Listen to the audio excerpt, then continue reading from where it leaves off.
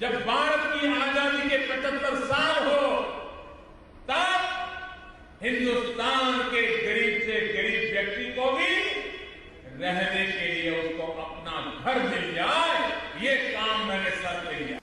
आज हम 2017 में खड़े हैं। 5 साल का समय हमारे पास है। 2022 जब आजादी के 75 साल हो, तब मेरे देश के गरीब से गरीब का अपना घर हो।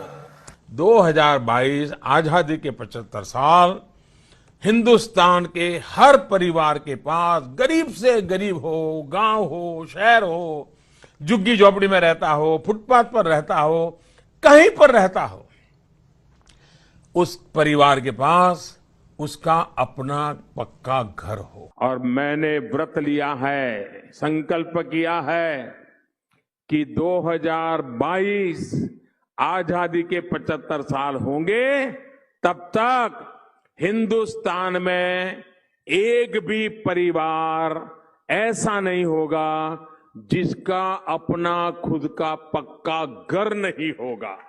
हमने 2014 में सरकार बनाने के बाद कहा था कि 2022 जब भारत की आजादी के 75 साल होंगे, तब तक हिंदुस्तान में कोई भी परिवार ऐसा नहीं होगा जिसके सर पे पक्की छत नहीं होगी। सब भरोसा करें, मोदी है तो मुमकिन है ये घर सबको मिलने वाला। अभी 4 साल बाकी है। 2022 जब भारत की आजादी के 75 साल होंगे, इस देश में एक भी परिवार ऐसा नहीं होगा जिसका अपना खुद का घर नहीं होगा। भाइयों बहनों, हमने वादा किया है 2022 तक हिंदुस्तान के हर परिवार को अपना घर होगा। वाह मोदी जी। नमस्कार दोस्तों, अभी जो करीब 2 मिनट 20 सेकेंड का एक वीडियो आपने देखा, उस वीडियो में प्रधानमंत्री मोदी के भाषणों के चुनिंदा अंश है। वो भाषण जो प्रधानमंत्री मोदी ने 2015, 16, 17 अलग अलग मौकों पर अलग अलग राज्यों में अलग अलग सभाओं में दिए थे। हर भाषण में एक बात क्या कॉमन है कि 15 अगस्त 2022 जब देश आजादी का अमृत महोत्सव मना रहा होगा, तब भारत में कोई भी गरीब ऐसा नहीं होगा, चाहे वो गरीब सड़क पर रहे, फुटपाथ पर रहे, झुग्गियों में रहे, जिस गरीब के माथे पर पक्की छत नहीं होगी। और क्या कहते हैं मोदी उसी भाषण में, अलग अलग भाषण में, उस भाषणों के कोलाज में वो कहते हैं कि मैंने व्रत लिया है, मैंने संकल्प लिया है, कोई परिवार ऐसा नहीं होगा 15 अगस्त 2022 तक जिसे पक्का मकान नहीं मिलेगा। और साथ में अपने ही नाम से बना हुआ नारा अपनी ही जुबान से रिपीट करते हुए कहते हैं, मोदी है तो मुमकिन है।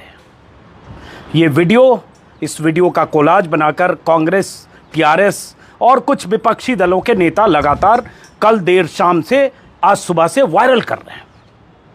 अब प्रधानमंत्री मोदी अगर 14 में, 15 में, 16 में, 17 में, 18 में ऐसी बातें करते हुए, इतने बड़े दावे और वादे करते हुए एक भी गरीब बिना छत के नहीं होगा, ये दावे करते हुए उस दावे के पूरे होने की मियाद, उस वादे के पूरे होने की मियाद अगर खुद उन्होंने 15 अगस्त 2022 तक तय की थी, वो तारीख उन्होंने खुद मुकर्रर की थी, जिस तारीख का ऐलान मोदी अपनी रैलियों में कर रहे थे, वो तारीख जब कल बीत रही थी और प्रधानमंत्री मोदी तिरंगा साफा पहनकर लाल किले के प्राचीर से जब भाषण दे रहे थे, तो उन्होंने क्यों नहीं कहा, मित्रों, दोस्तों, भाइयों एवं बहनों, हमने जो 2014 के बाद कहा था, 15, 16, 17 में कहा था, आजादी के अमृत महोत्सव के मौके पर आपको मैं बता रहा हूं कि जो मैंने संकल्प लिया था, जो मैंने व्रत किया था, वो पूरा हो गया। लेकिन मोदी ने तो इसका जिक्र नहीं किया। सबसे लंबा भाषण, 83 मिनट तक लाल किले से भाषण। प्रधानमंत्री इस देश में बहुत हुए हैं, लेकिन लंबा भाषण देने का रिकॉर्ड बीते अगर कुछ दशकों का देखें तो मोदी के नाम है। बगल में एक स्क्रीनशॉट आपको लगा रहा हूं नवभारत टाइम्स के हवाले से। कौन प्रधानमंत्री कितना लंबा बोलता रहा है लाल किले से 15 अगस्त को। वाजपेयी तो 25 और 30 मिनट ही बोलते थे, Manmohan Singh 35 minute, 40 minute, 45 minute, 50 minute, 32 minute, ऐसे ही अधिकतम 50 मिनट, ज्यादातर 40, 32, 35 मिनट। मोदी 60 से 90 मिनट, इस बार 83 मिनट। और उन्हीं वादों का जिक्र नहीं, उन्हीं वादों के पूरे होने का जिक्र नहीं जो वादे 5-6 साल से वो लगातार करते रहे। अभी आंकड़े भी नहीं पता कि इस देश में कितने लोग अभी भी फुटपाथ और सड़कों पर हैं। लेकिन एक तस्वीर मैंने भी दिखाई और मेरे पास कई शहरों से ऐसे वीडियो आ रहे हैं, क्योंकि मैंने आप सबसे अपील की थी कि कैसे बिना छत के प्लास्टिक के शेड के नीचे या फ्लाईओवर के नीचे या किसी ओवरब्रिज के नीचे अलग अलग शहरों में अभी भी लाखों लोग रह रहे हैं। इसका कोई आंकड़ा अधिकृत तौर पर नहीं है, अनुमानित आंकड़े जो मैंने रिसर्च किए उसमें 3 से 5 करोड़ बताए जा रहे हैं। यह अलग बात है कि प्रधानमंत्री आवास योजना के तहत बीते कुछ सालों में 3 करोड़ से ज्यादा मकान शहरी और ग्रामीण क्षेत्र में दिए गए, यह सरकार का दावा है। लेकिन सवाल यह उठता है, उन बेघरों का क्या जिन्हें उम्मीद प्रधानमंत्री ने जगाई थी। अब कोई प्रधानमंत्री समर्थक ये कह सकता है कि भाई उन्होंने व्रत लिया था, संकल्प किया था, लेकिन अगर नहीं हुआ तो क्या हुआ। लेकिन सवाल यही है, फिर आप इतनी बड़ी बात क्यों करते हैं और जो वादा करते हैं उसकी तारीख के साथ आप बार बार 50 बार डंके की चोट पर ऐलान क्यों करते हैं। और जब ऐलान करते हैं तो यह सवाल आपसे 1000 बार पूछा जाना चाहिए कि क्या हुआ आपके वादे का सरकार। लेकिन प्रधानमंत्री की जुबान पर इसका जिक्र अब तक नहीं है। आगे देखते हैं क्या होता है। इसलिए वीडियो विपक्षी दलों ने लगातार वायरल किया है। अब प्रधानमंत्री के भाषण में कल अब 25 साल आगे की बात है। 2024 नहीं, 2029 भी नहीं, 34 भी नहीं, 39 भी नहीं, 44 भी नहीं, अब सीधे 2047। 5 प्रण लिए, विकसित भारत से लेकर और 4 और चीजें, अपने भीतर की गुलामी को दूर करें, क्या क्या करें। लेकिन कोई सॉलिड बात नहीं कि अब अगले 2 साल में या 4 साल में क्या होने वाला है। और तब भी जब प्रधानमंत्री 14, 15, 16 में हर वादे की मियाद 2022 मुकर्रर कर रहे थे तो हमें लगता था कि अब 2022 की बात हर चीज तय कर रहे हैं, मतलब 2019 में कुछ मत पूछना। जनता भी सोचकर बैठी थी कि अब तो 2022 की बात है। इन्होंने तय कर लिया कि 19 में कोई बात ही नहीं हो, क्योंकि हम हर चीज 2022 तक करेंगे, चाहे बुलेट ट्रेन चलना हो देश में। 2022 को 15 अगस्त को शिंजो आबे के साथ हम बुलेट ट्रेन से चलेंगे, मोदी जी ने कहा था। शिंजो आबे जो जापान के प्राइम मिनिस्टर थे, जिनकी हत्या हो गई उनकी मौजूदगी में मंच पर बैठे हुए आज से 5 साल पहले, 6 साल पहले, उसके भी स्क्रीनशॉट वायरल किए जा रहे हैं। मोदी जी के वो भाषण भी वायरल हो रहे हैं। बुलेट ट्रेन दिख नहीं रही है। लगातार ये सवाल पूछा जा रहा है और ये इसलिए कि बहुत चालाकी से, बहुत स्मार्टनेस के साथ मोदी जी ने अब 25 साल आगे की बात कर दी है। गोल पोस्ट 25 साल आगे शिफ्ट कर दिया है। उनके समर्थकों को यह कहने को मिल गया है, आजादी का अमृत महोत्सव तो हमने मना लिया, अब शताब्दी वर्ष में बात करेंगे, अब 2047 में बात होगी, उसके पहले नहीं। इसीलिए कहा और इसलिए कल बाबा आ गए। इस वीडियो में कुछ और आगे बताने वाला हूं, जो मोदी जी ने कहा नहीं हुआ और उसका जिक्र मोदी क्यों नहीं करते हैं, और ये सवाल उनसे मीडिया के साथियों को क्यों नहीं पूछना चाहिए और कोई पूछता क्यों नहीं है, जो उन्हीं के बोले हुए वीडियो भरे पड़े हैं। 2014 के मोदी वर्सेस 2019, 20, 21, 22 के मोदी, कोई सवाल नहीं पूछता है। लेकिन कल बाबा आए, बाबा, लाला, योगी, जो भी कहें, रामदेव, और रामदेव ने जो कल बातें कही, रामदेव ने कहा कि 2047 तक भारत जगत गुरु, विश्व गुरु बनेगा, क्योंकि रामदेव को भी मिल गया अब खाका 2047 का। बीच में तो कोई बात ही नहीं होनी चाहिए। यही वो रामदेव हैं जो 13-14 में प्रधानमंत्री बनाने के लिए मोदी को की ताजपोशी के लिए क्या क्या बातें करते थे। काला धन आएगा और देश में पेट्रोल डीजल आधी कीमत पर मिलेगी, और मोदी जी तो कहते ही थे कितना काला धन आ जाएगा, अरबों डॉलर जो बाहर रखा हुआ है, कि हर गरीब की जेब में 15 लाख चला जाएगा, मिडिल क्लास को 5-10% दे देंगे। ऐसे वीडियो भी बीते 3 दिनों से वायरल हो रहे हैं, जो मोदी 50 जगह बोलते थे कि देश के हर मिडिल क्लास को, टैक्स पेयर को, जो ईमानदारी से पैसे देता है, उसको भी 5-10% गिफ्ट दे देंगे। कहां गया काला धन पता नहीं। खैर, बाबा की बात, बाबा का वो बयान मैं सुनाना चाहता हूं। उस बयान के आखिर में 19 सेकंड का बयान है। कितनी अश्लील बातें उन्होंने की है एक योगी या योग गुरु या बाबा होकर। उन शब्दों को मैं रिपीट नहीं करूंगा, लेकिन अगर आप यूपी के और बिहार के खास तौर से रहने वाले हैं तो आप उन शब्दों का मतलब और मायने समझते होंगे। कोई पढ़ा लिखा आदमी, संभ्रांत आदमी ऐसे शब्द, सड़क छाप शब्द का इस्तेमाल नहीं करता जो बाबा ने आजादी के शताब्दी वर्ष को लेकर कहा है। आप खुद सुन लीजिए। ऐसा हम संकल्प लेते हैं कि एक दिन के लिए नहीं, आजादी के अमृत काल से लेकर के जब शताब्दी वर्ष मनाएंगे, हर दिन तिरंगा हर घर पर, हर छत पर लहराता रहेगा।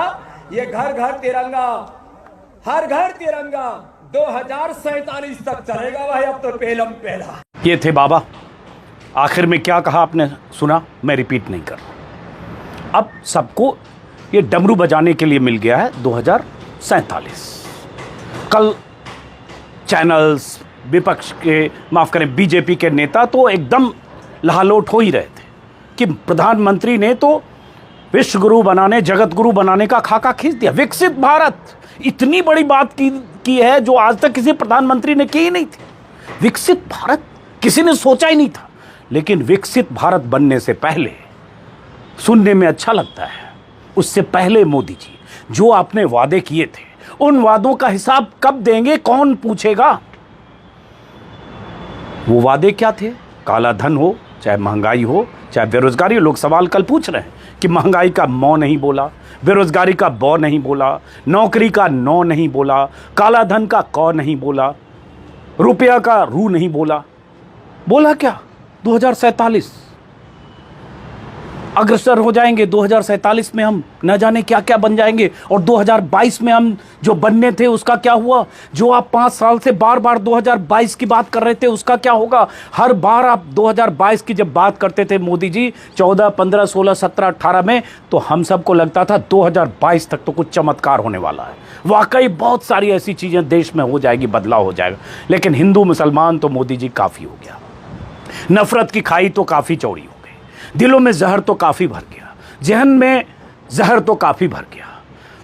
दो दोस्त, दो परिवार आसपास जो रहते थे, जो हिंदू न हिंदू थे न मुसलमान थे, नागरिक थे, दोस्त थे, करीबी थे, परिचित थे, उनके बीच एक खाई तो खींच दी गई कि तुम हिंदू हो, तुम मुसलमान हो, तुम सुनील हो, तुम सलमान हो। लेकिन मोदी जी, बात मुद्दों की होनी चाहिए, वो हुई नहीं। महंगाई की बात, मोदी जी क्या बोलते रहे महंगाई पर। आगे मैं कुछ परिवारवाद की बात भी बताऊंगा, लेकिन पहले जरा सुनिए महंगाई पर मोदी जी क्या बोलते थे। सुनिए। महंगाई कम हुई कम? जरा ये मेरी बंजारा बहनें बैठिए, बताइए, हुई कम? आप महिलाओं के बीच जाते हो तो इसका तो जवाब दो कि महंगाई क्यों कम नहीं हो रही है। सुन लिया कैसे मोदी जी सामने भीड़ को पूछते थे, कम हुई, महंगाई कम हुई, कोई तो बताओ महंगाई कब कम होगी। मोदी जी अब आप तो बताइए महंगाई कब कम होगी। आप ही तो ये कहते थे, और ये भाषण भी फरवरी 2014 का है। उस समय बहुत बोलते थे मोदी जी। उस समय के मोदी जी क्या कमाल के मोदी जी थे, कमाल की बातें करते थे। देश को न जाने क्या क्या देने, कहां पहुंचाने, क्या क्या सपने दिखाते थे।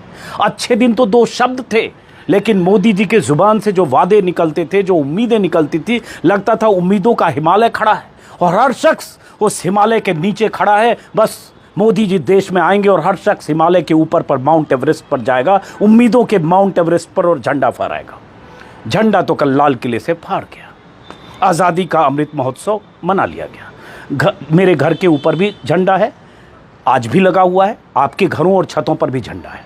उम्मीदों का झंडा जो फहराना चाहते थे, वादों के पूरे होने का झंडा जो फहराना चाहते थे, उसका क्या हुआ ये कौन पूछेगा मोदी जी से। मोदी जी ने कल कुछ और बातें की। परिवारवाद, नारी के सम्मान की बात, बहुत माहौल बनाया कि मोदी जी नारी की कितनी चिंता करते हैं। एक वीडियो फिर आज वायरल है, कल शाम से वो भी। उस वीडियो को देखिए, खुद तय करिए कथनी और करनी का फर्क क्या होता है। जब बोलते हैं कि नारी का सम्मान करना चाहिए, ये मानसिक विकृति है, इसे दूर करना चाहिए और हम ये संकल्प लें कि आज से हम नारी का सम्मान करेंगे। जब ये बोल रहे हैं मोदी जी, सुनने में बहुत अच्छा लग रहा है, लेकिन इस वीडियो को आप देख के तय कर लीजिए कि पहले अतीत में वो खुद कितना सम्मान करते रहे। ये वीडियो वैसे ही विपक्ष के नेताओं ने कोलाज बनाकर वायरल किया है, देखिए। नारी को अपमानित करने वाली हर बात से मुक्ति का संकल्प ले सकते हैं। भाइयों बहनों, बता दीजिए, इस देश में कभी किसी ने 50 करोड़ की गर्लफ्रेंड देखी है? 50 करोड़ की गर्लफ्रेंड। नारी को अपमानित करने वाली हर बात से मुक्ति का संकल्प ले सकते हैं। आदरणीय दीदी, ओ दीदी, दीदी, ओ दीदी। नारी को अपमानित करने वाली हर बात से मुक्ति का संकल्प ले सकते हैं। मेरी आपको प्रार्थना है, रेणुका जी को कुछ मत कीजिए। रामायण सीरियल के बाद ऐसी हंसी सुनने का आज सौभाग्य मिला है।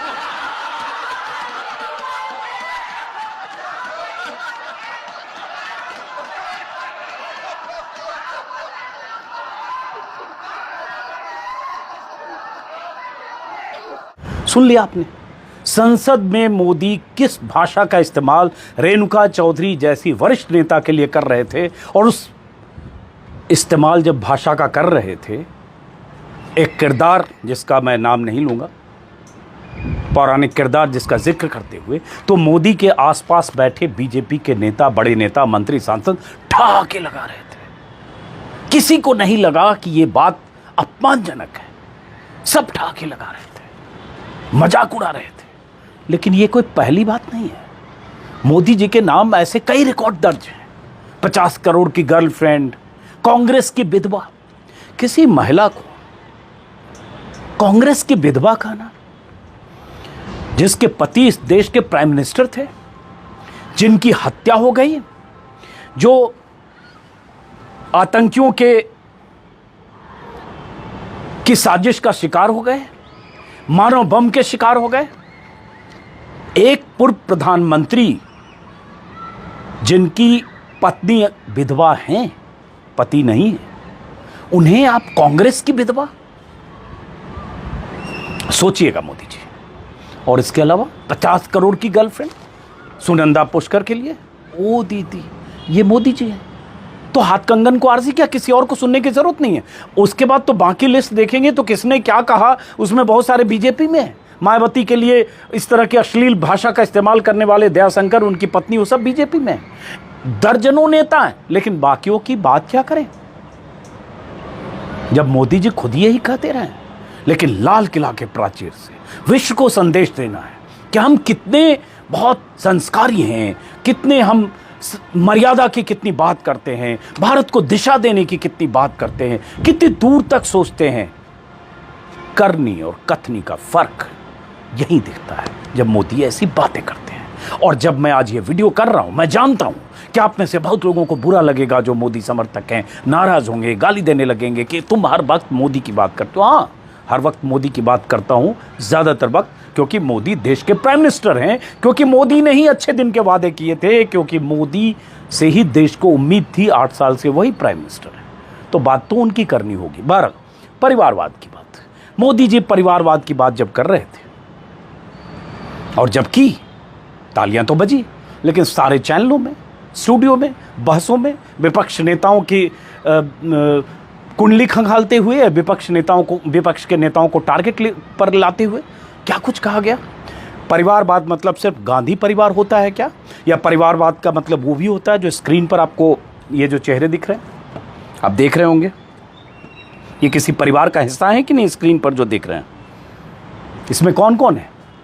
वो तमाम लोग जिनके पिता बीजेपी में थे या हैं, या बीजेपी में मंत्री या सांसद रहे, इसमें मुख्यमंत्री भी रहे, इसमें अनुराग ठाकुर से लेकर, पीयूष गोयल से लेकर, विजय गोयल से लेकर, पंकजा मुंडे से लेकर, धर्मेंद्र प्रधान से लेकर, दुष्यंत सिंह से लेकर, ज्योतिरादित्य सिंधिया से लेकर तमाम ऐसे नेता, प्रवेश वर्मा, साहेब सिंह वर्मा के बेटे सब हैं। पिता किसी का मुख्यमंत्री, किसी का पिता मंत्री, किसी का पिता सांसद, किसी का पिता कोषाध्यक्ष, किसी का पिता कुछ, किसी का पिता कुछ, पुत्र भी है, तीसरी पीढ़ी भी कुछ लोगों के हैं। तो ये परिवारवाद नहीं है। चूंकि ये बीजेपी में है तो इसलिए ये परिवारवाद नहीं है। और वो परिवारवादी अगर बीजेपी में चले आए कांग्रेस से भी तो परिवारवाद नहीं है, कांग्रेस में है तो परिवारवाद है। इसमें तो जितिन प्रसाद का चेहरा नहीं देख रहा हूं, वो भी है। तो ये परिवारवाद पर बात करने वाले प्रधानमंत्री मोदी, भ्रष्टाचार पर बात करने वाले, कोई शक नहीं कि ईडी ने बहुत कार्रवाई की है, कोई शक नहीं कि विपक्ष के कई नेताओं पर आरोप है, लेकिन सवाल तो ये भी है कि वो कई नेता जिन पर भ्रष्टाचार के आरोप थे वो बीजेपी में शामिल हुए समय समय पर, उसमें सुखराम भी शामिल हैं, जिनके बेड के नीचे से 3 करोड़ या 2 करोड़ मिला था। मुकुल रॉय से लेकर कई नाम हैं। और ऐसे भी ईडी तो सिर्फ विपक्ष के नेताओं को टारगेट करती है। ऐसा लगता है कि 1.5 दर्जन राज्यों में जहां एनडीए की सरकारें, वहां सब, मैं पहले भी बोल चुका हूं, सत्यवादी राजा हरिश्चंद्र का राज चल रहा है, वहां कोई करप्शन नहीं है। बहरहाल करप्शन पर लगाम लगनी चाहिए, करप्ट लोगों को सलाखों के पीछे भेजना चाहिए, छापे भी मारे जाएं, नोट भी जब्त हो जैसे पार्थ चटर्जी का हुआ। लेकिन ऐसा तो हो कि पता चले कि हर राज्य में करप्शन पर उसी तेजी से सरकार और एजेंसी काम कर रही है, सिर्फ वैसे नहीं कि विपक्ष शासित सरकारों में ही या विपक्ष के नेताओं पर ही ईडी का शिकंजा है। लेकिन फिलहाल इस वीडियो को ख़त्म करने से पहले प्रधानमंत्री मोदी जी ने अब सपना 25 साल आगे का दिखाया है। अब उस सपने में सराबोर रहिए, लहालोट रहिए, सोचते रहिए। हम नहीं तो हमारी अगली पीढ़ी देखेगी 2047 में क्या होना है। लेकिन आज के मोदी जी पर सवाल तो पूछिए।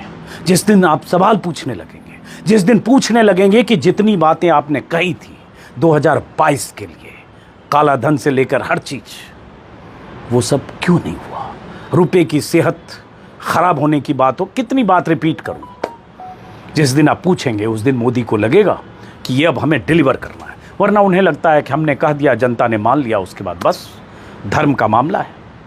फिलहाल इस वीडियो को ख़त्म करते हुए एक अपील की, मैंने अभी एक अपना खबरों से इतर एक यूट्यूब चैनल बनाया है, अजीत अंजुम व्लॉग्स।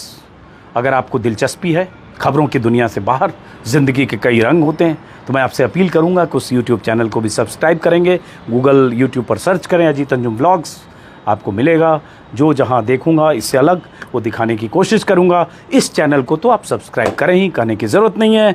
तो फिलहाल अगर अनुमति दें तो हम विदा लेते हैं और उम्मीद करेंगे कि 2023 में जब मोदी जी झंडा फहराएंगे तब तक बुलेट ट्रेन का एक बार मज़ा हम लोग ज़रूर ले लेंगे। और कुछ स्मार्ट सिटी, 100 स्मार्ट सिटी बननी थी, 2015 में ऐलान हुआ था, 2022 के पहले सारी स्मार्ट सिटी बन जानी थी। पता नहीं आप जहां रहते हैं वहाँ स्मार्ट सिटी बनी कि नहीं। कुछ 25-50 स्मार्ट सिटी बन जाएगी, वहाँ हम सब लोग चलेंगे और कोई बेघर नहीं होगा। 2023 तक भी हम इंतज़ार करेंगे। नमस्कार।